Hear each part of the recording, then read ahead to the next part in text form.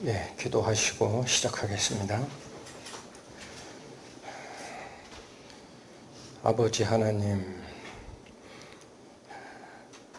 제 아둔한 입술로 어떻게 하나님께서 베풀어 주신 복된 소식을 감히 제대로 전할 수 있겠습니까?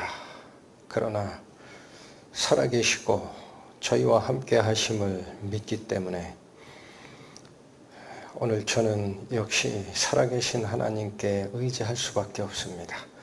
지금 이 시간 저희와 함께 하시고 이 아둔한 자의 입술과 가슴 속에 함께 계시고 또한 이 자리에 머리 숙인 많은 영혼들에게도 성령께서 같이 임하여 주셔서 창세 전부터 준비하셨던 하나님의 복, 그 축복의 기쁜 소식들 가슴으로 받아 생명으로 거듭나는 역사 보기를 원하오니 인도하여 주옵소서.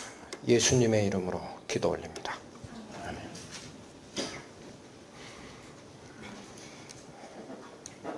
예, 하나님은 공의의 하나님일 뿐만 아니라 사랑이십니다.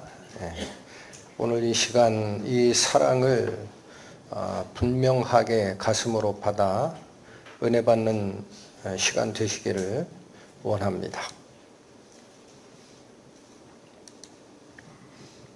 시편 말씀입니다. 전능하시니 여호와 하나님께서 말씀하사 해 돋는 데부터 지는 데까지 세상을 부르셨도다. 여러분 모든 인류를 부르십니다. 하나님께서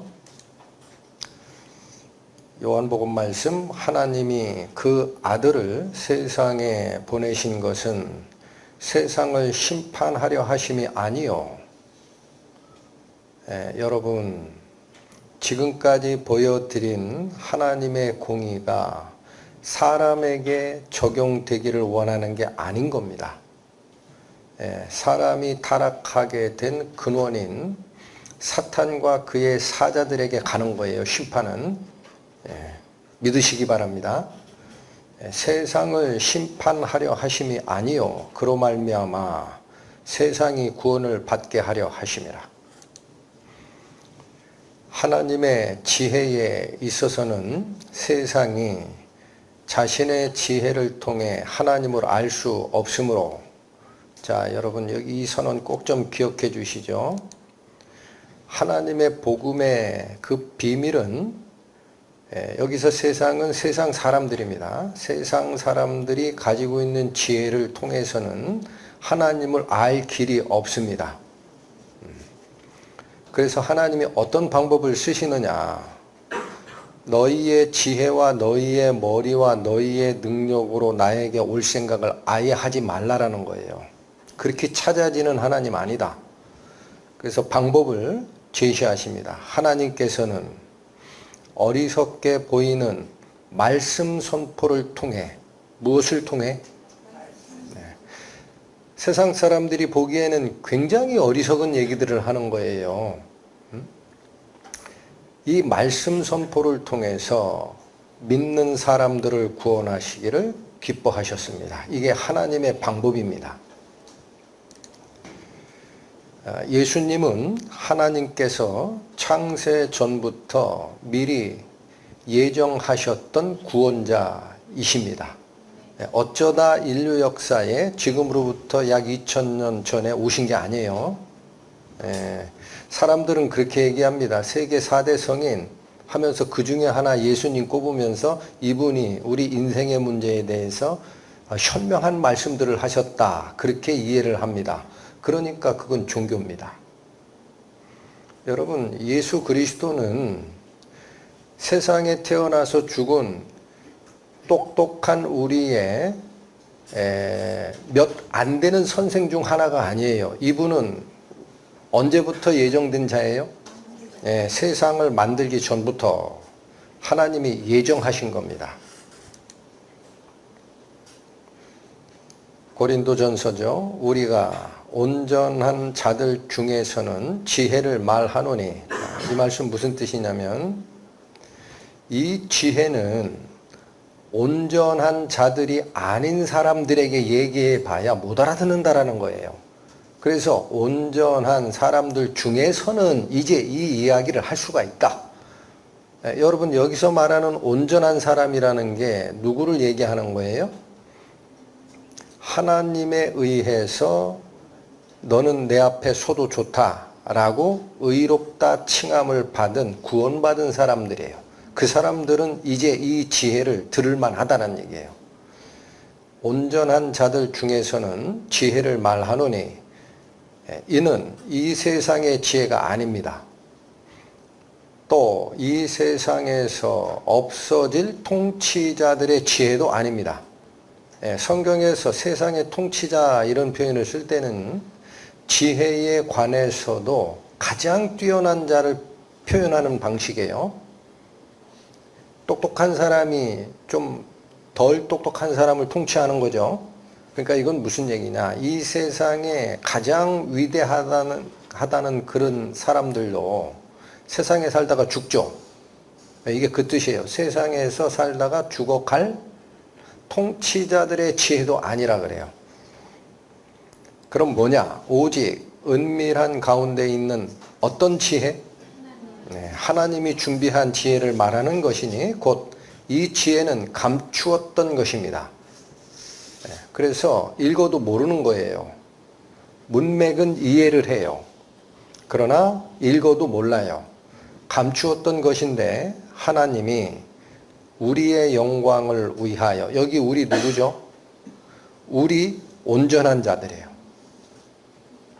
구원받은 자들, 우리의 영광을 위하여 언제 준비하신 것이다. 여러분, 예수 그리스도가 어쩌다 오신 분이 아닙니다. 하나님이 미리 준비하신 구원자입니다. 우리가 이것을 말하거니와 사람의 지혜가 가르친 말로 아니하고 오직 성령께서 가르치신 것으로 하니 영적인 일은 영적인 것으로 분별하느니라. 그러니까 기록된 말씀을, 사람은 지성이 있습니다. 그래서 그거 읽어서 안다 하더라도 그 내용이 영적인 것을 도움을 받지 않을 때, 여기 누구 도움을 받게 돼 있어요? 오직 성령께서 가르치신 것으로 합니다. 오직 성령께서 가르쳐 주셨을 때 그 성령의 영적 역사가 나의 영을 깨웁니다. 듣게 합니다. 언제 준비됐나 보세요. 선악과를 따먹은 후에 하나님께서 하와에게 주는 말씀입니다. 여호와 하나님이 여자에게 이르시되 네가 어찌하여 이렇게 하였느냐. 여자가 이르되 뱀이 나를 꿰므로 내가 먹었나이다. 여호와 하나님이 뱀에게 이르시되 내가 너로, 여기 너가 누구죠? 여호와 하나님이 뱀에게 이르는 말이에요. 내가 너 뱀으로 여자와 뭐가 되게 해요? 서로 속이고 속은 자니까 이 둘이 원수가 되는 건 문맥에 그렇게 어렵지 않아요. 이 둘이 원수가 될 거다 하고 그 뒤에 말씀 잘 보세요. 너의 후손도 여자의 후손과 원수가 되게 하리니. 이건 대대로 원수지간이다. 이건 못 풀어낸다. 자, 그 말씀, 그 다음 말씀이 중요합니다. 여자의 후손은 내 머리를 상하게 할 것이요 너는 그의 발꿈치를 상하게 할 것이니라. 여기 잠깐 집중하시죠. 여자가 있습니다. 여자. 하와죠. 이 꿰뜬 자와 꿰물 받았던 뱀 간의 원수지간이라는 거예요. 원수지간이다. 그 다음에 요 후손들도 뱀의 후손들과도 대대로 뭐다? 원수지간이에요. 그런데 이 말씀을 잘 주의해서 보세요. 여자의 후손이면 누구죠? 여기입니다. 여자의 후손, 그렇죠? 여자가 아니에요. 여자의 후손.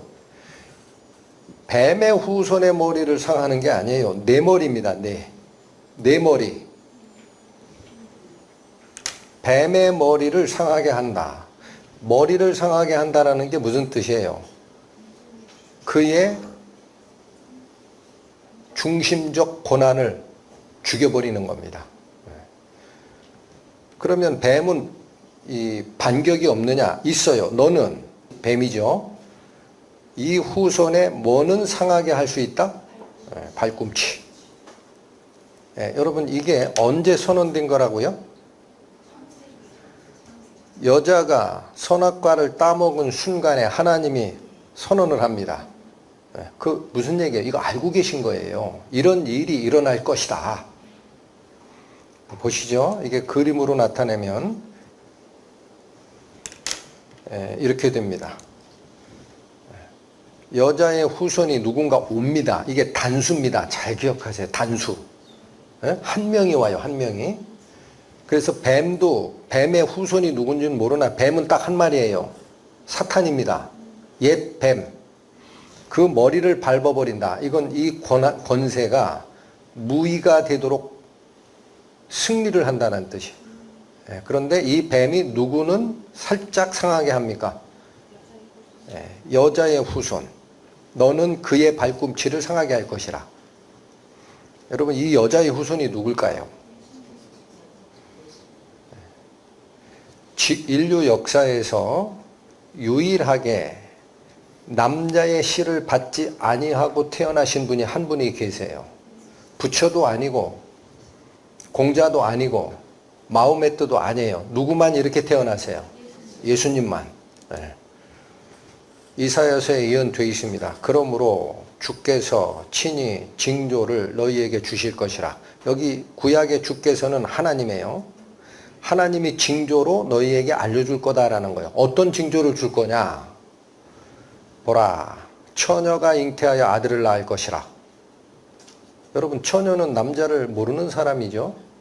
결혼한 여자 아니에요 지금. 처녀예요.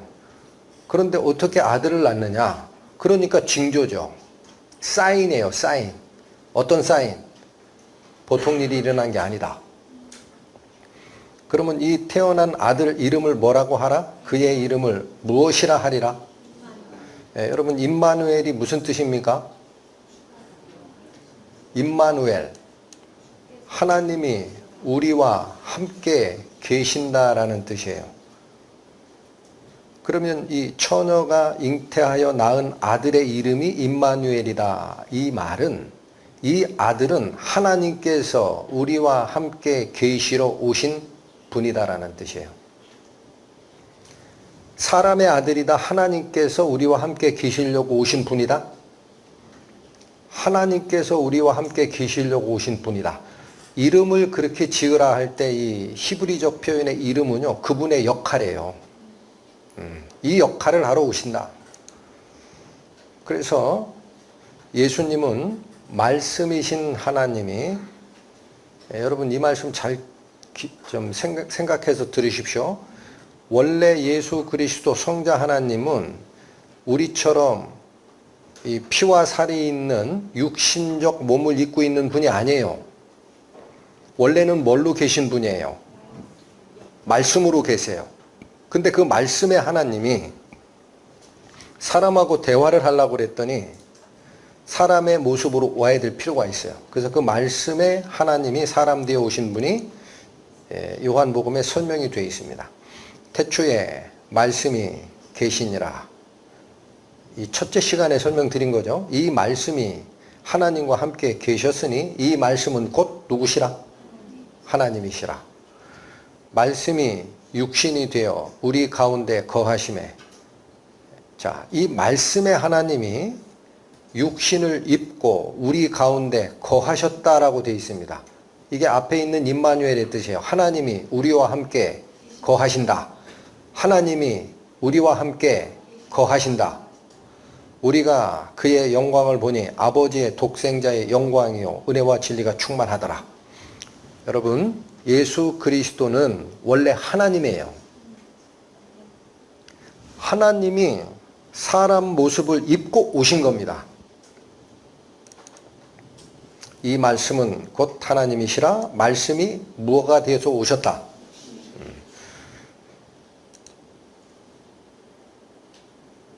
천사의 잉태 고지가 있습니다. 보라, 내가 잉태하여 아들을 낳으리니. 이 천사가 누구한테 말하는 거죠? 예수님을 낳은 마리아에게 잉태하여 아들을 낳으리니 그 이름을 무엇이라 하라? 마리아가 천사에게 말하되 나는 남자를 알지 못하니. 이게 어떤 여자예요? 처녀죠.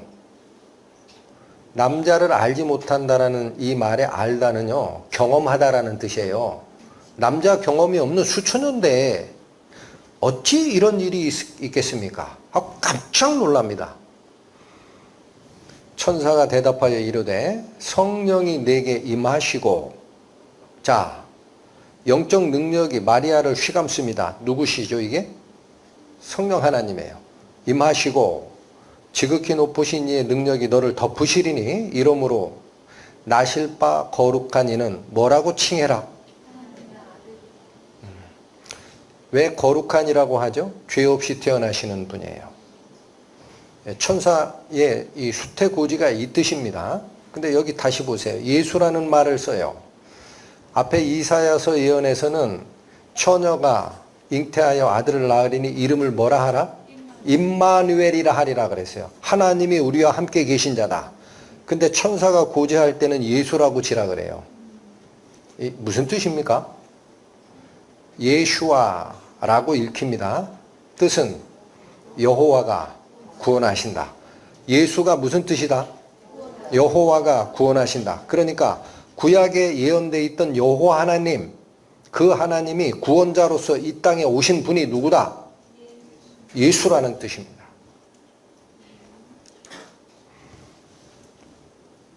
한 주제를 좀 살피고 가겠습니다. 자, 이것 때문에 사람들은 나의 상식으로 예수가 처녀의 몸에서 났다고?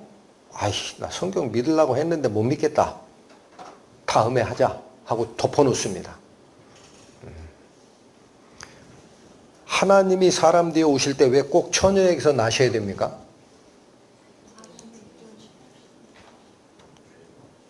여기 보십시오. 히브리서 말씀이에요. 그러므로 우리에게 큰 대제사장이 계시니 승천하시니 곧 하나님의 아들 예수시라. 예수님의 부활 후에 선언하는 게 뭐냐?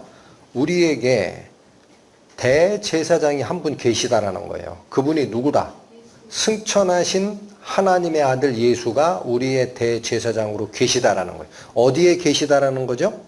하늘의 성소에 계시다라는 거예요. 지금 하나님 앞에. 우리에게 있는 대제사장, 이거 누구예요? 우리에게 큰 대제사장이 계시니 하나님의 아들 예수라. 우리에게 있는 대제사장, 이 예수.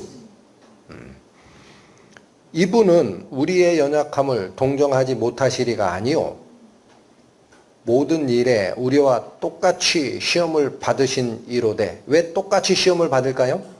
그분도 육체라는 연약한 몸을 입고 계셨기 때문에 사람들이 이래서 힘들어하는구나, 이걸 직접 몸으로 체험하셨다라는 거예요. 그렇다고 해서 죄가 있어요, 없어요?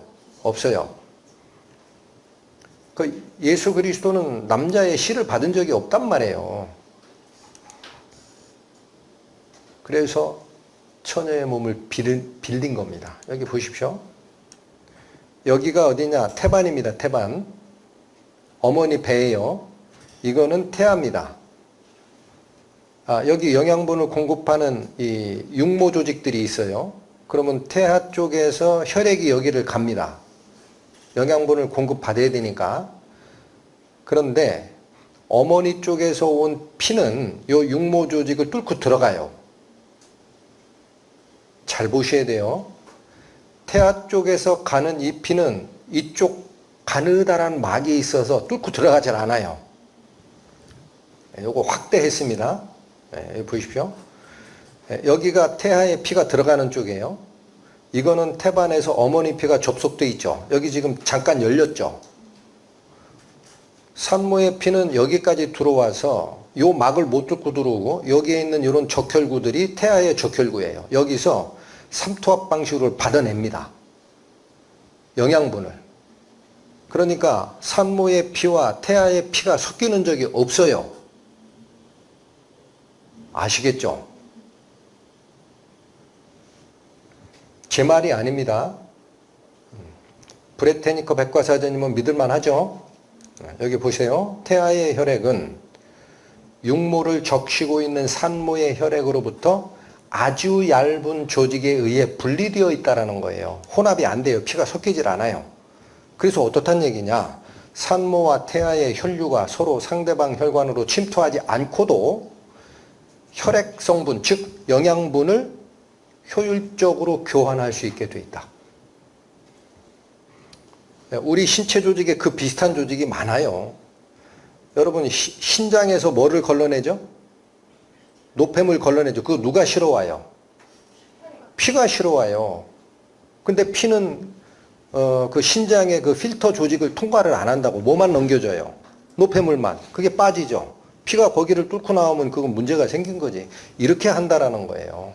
그러니까 여러분 잘 보십시오. 성경적 이 원리가 자, 이 얘기입니다. 이게 왜 복잡한 얘기를 하냐면 아까 분명히 성경에서 처녀인 마리아가 잉태해서 아들을 갖게 되면 하나님 아들이라고 칭해라 그랬어요. 천사가.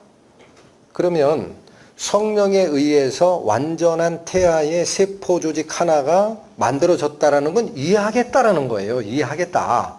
근데 그 태아가 10달 동안 마리아의 태반 속에 있다 나왔지 않냐. 그럼 마리아는 죄인인데 죄인의 피가 역시 오염시킨 거 아니야? 라고 생각한단 말이에요. 그런데 안 된다라는 거예요. 아시겠어요? 이해되세요? 그래서 예수님의 어머니 마리아라는 그 사람을 성격화 시킬 필요 없어요. 그거 잘못된 거예요. 우리와 똑같은 죄인입니다. 몸을 비린 거예요. 하나님께서. 자, 이게 정의입니다. 예수님의 피는 마리아의 피와 분리되어 있습니다. 그래서 마리아의 죄성으로 오염된다, 안 된다. 할렐루야 하셔야 돼요. 이렇게 하시려고 처녀 몸을 비르는 겁니다. 그래서 예수님은 죄가 있이 태어난다, 죄가 없이 태어난다? 어머니 태반에서 모든 영양을 공급받았기 때문에 또 처음에 완전한 아담을 만드신 창조주가 완전한 인간의 죄 없는 세포 하나 못 만드시겠어요? 그런데 이렇게 태어나니까 모습은 딱 사람 모습이야. 근데 그 속에 죄가 있어요? 없어요? 네, 없어요. 자, 여러분 구원이라는 게 뭡니까? 그대로 읽어주세요. 노예로 사는 사람을 노예에서 어떻게 하는 것. 네, 그래서 자, 우리 아주 길게 설명드렸습니다. 이 출애굽 역사를 지겨울 만큼 자세하게. 근데 여기 가십시오. 이 요셉이 애굽으로 팔려가는 과정 설명했죠. 자, 요셉은 팔려갔어요, 노예로. 그런데 팔려갔는데 그 뒤에 요셉의 가족들, 이스라엘 사람들은 애굽에 이주했을 때 이때 노예 상태예요. 총리 집안 식구들이에요. 총리의 집안 식구예요. 국가가 국빈으로 예우를 했다고. 그런데 이 요셉을 아는 왕이 죽고 나서 다른 왕이 된 다음에 이거 종살이를 시키네. 그래서 노예가 돼버렸어요. 하나님이 이들을 꺼내죠. 여러분 이게 구원의 역사입니다.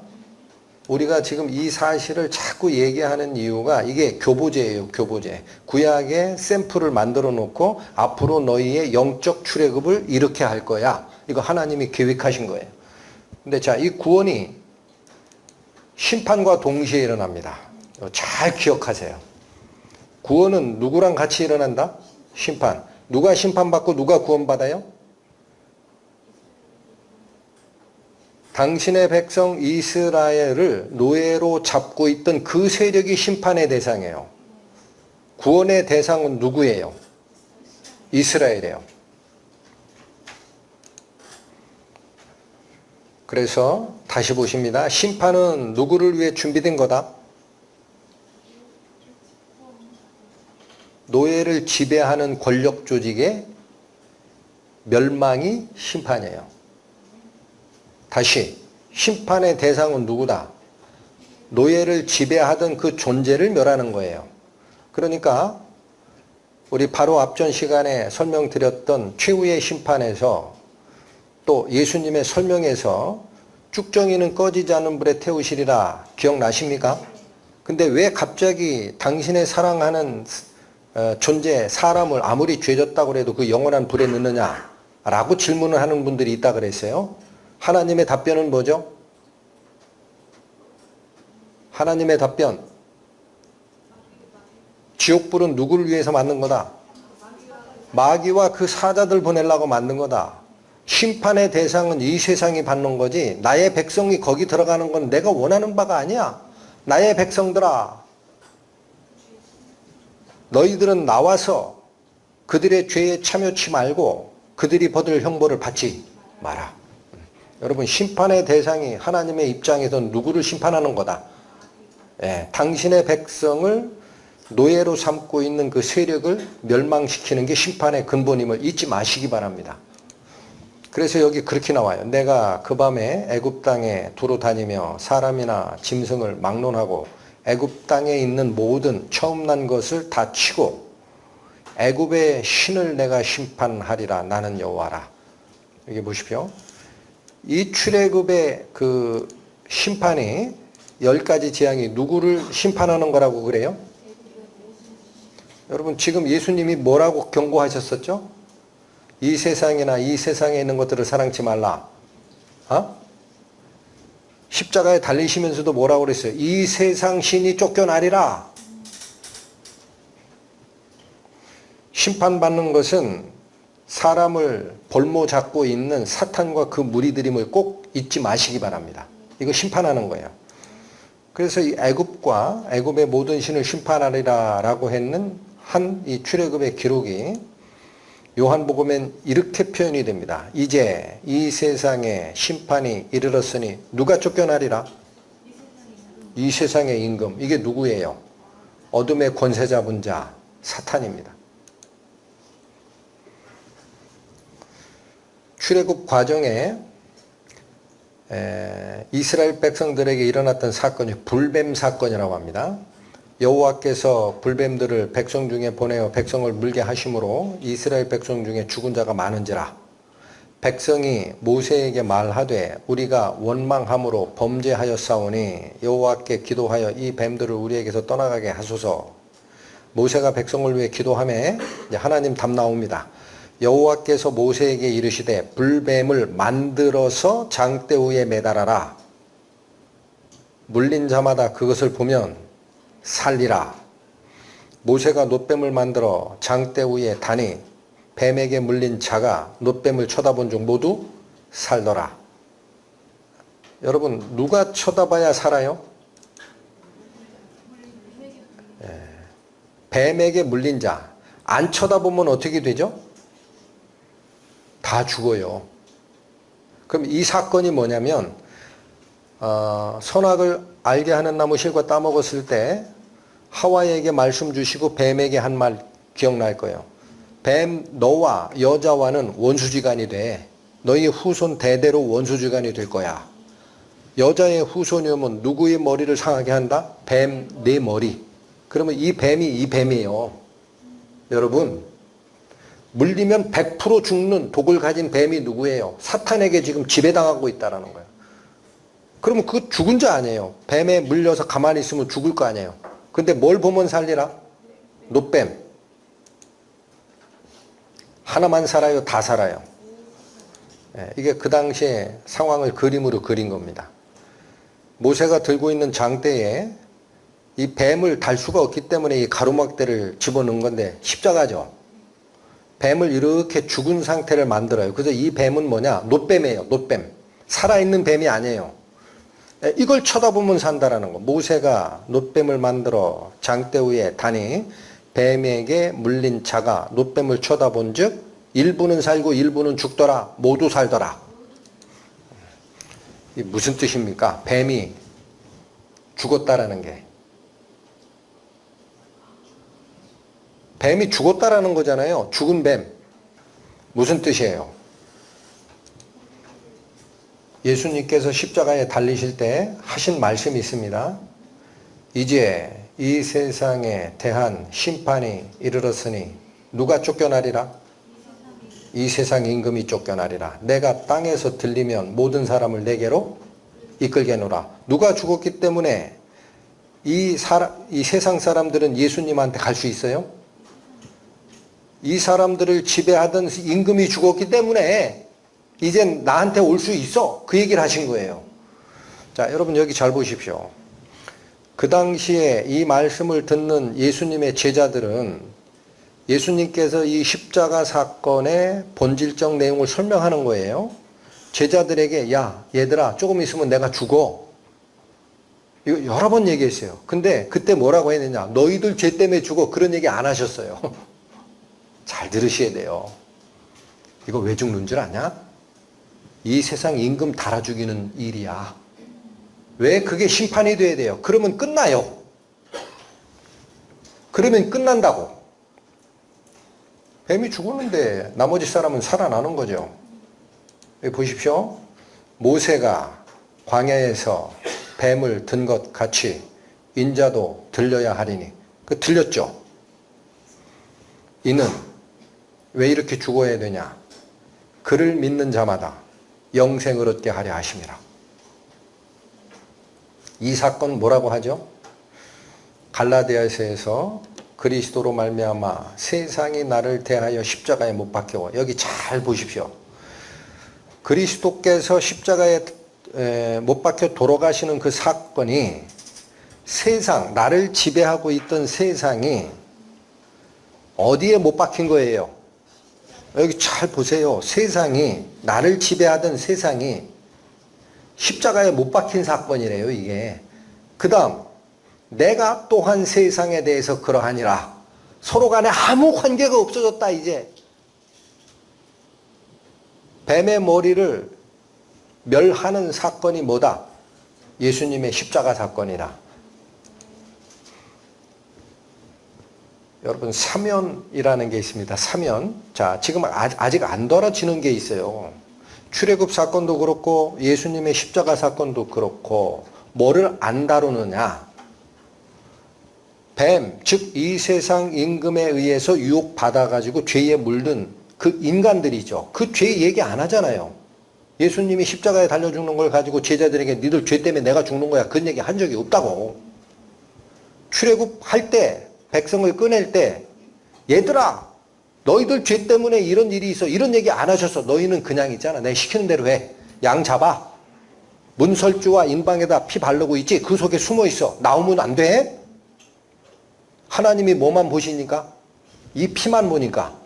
이 피가 딱 칠해진 집은 하나님이 멸망하는 거 아니야. 그거 넘어가는 거야 그냥. 그러니까 여기 나오면 죽어. 밤새 그 속에 있어. 라고만 얘기했지. 그죠? 근데 문제가 이거예요. 죄값을 치르지 않으면 그 당시 출애굽 당시 유대인들도 죄가 있잖아요. 그들도 죽어야 되고 지금 시대로 얘기하면 예수 믿고 쫓아가는 신자들도 죽어야 맞죠? 근데 왜 벌을 안 받았느냐? 이거야. 왜 안 받아도 되느냐? 왜 안 받느냐? 이게 사면이라는 거예요. 사면. 죄 있어요. 근데 벌을 안 줘. 이게 사면이죠. 조건이 뭘까요? 여기 잠깐 보세요. 하나님이 재판장이세요. 당신의 아들이 고등학생이야. 여기 사탄의 아들도 고등학생이야. 둘 다 담 넘어가지고 슈퍼마켓 가서 뭐 훔쳐먹다가 들켜서 왔어.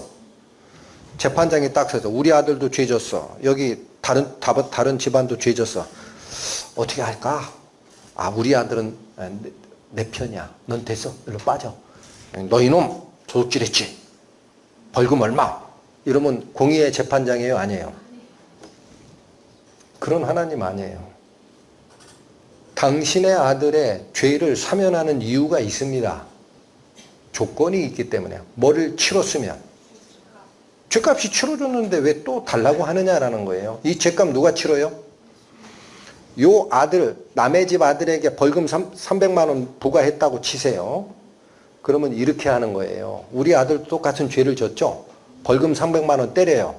네가 돈 없지? 내가 대신 대납할게. 가. 벌 치렀어요? 안 치렀어요?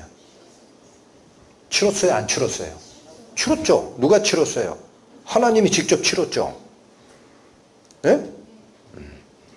자, 여기 보십시오. 이게 출애굽의 의미입니다. 너희는 이스라엘 온 회중에게 말하여 이르라. 너희 각자가 어린 양을 잡을지니 각 가족대로 그 식구를 위해 어린 양을 취하되 이달 14일까지 간직하였다가 해질 때 이스라엘 회중이 그 양을 잡고 그 피를, 중요합니다, 양을 먹을 집 어디에 칠하라? 좌우 기둥, 그 다음에 인방, 기둥을 지탱하는 이 위쪽 보, 거기다 칠하라. 이거 왜 칠하라 그래요?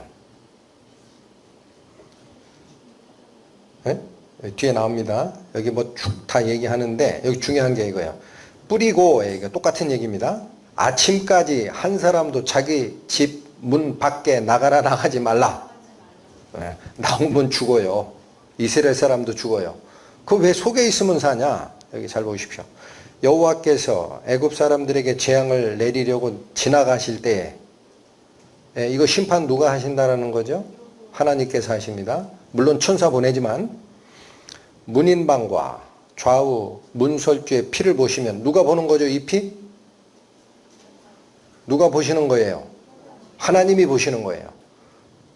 여호와께서 그 문을 넘으십니다. 멸하는 자에게 너희 집에 들어가서 너희를 치지 못하게 명령 내리실 거니까 나오면 안 돼라는 거예요. 애굽 사람에게 재앙을 내리려고 지나갈 때에 이스라엘 백성 중에 문 밖으로 나오면 죽었을까요? 안 죽었을까요? 대답하셔야 돼요. 똑같이 죽어요.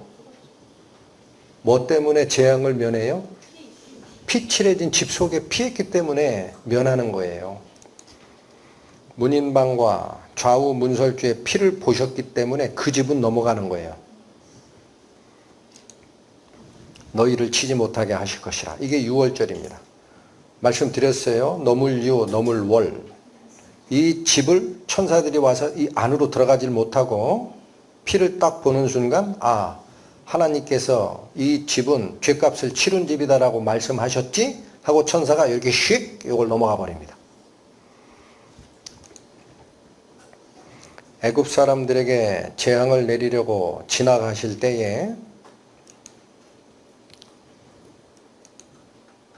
문인방과 좌우 문설주의 피를 보시면 이게 딱 하나의 조건입니다. 다른 조건 하나님이 다시지 않았어요. 뭐 보시면? 피를 보시면. 멸하는 자에게 너희를 치지 못하게 하실 것임이니라. 하나님의 판단 기준입니다.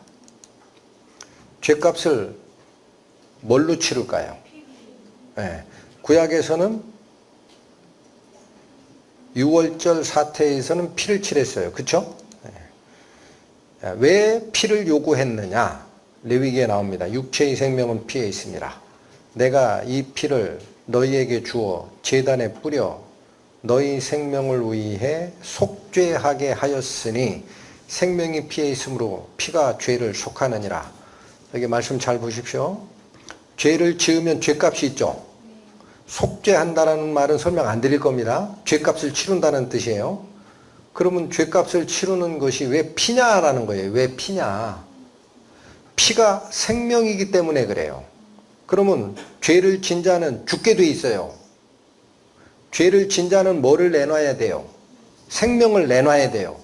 그런데 피가 칠해졌다라는 것은 누군가 생명을 바친 자가 있다라는 뜻이야. 그래서 피가 죄를 속한다라고 돼 있죠?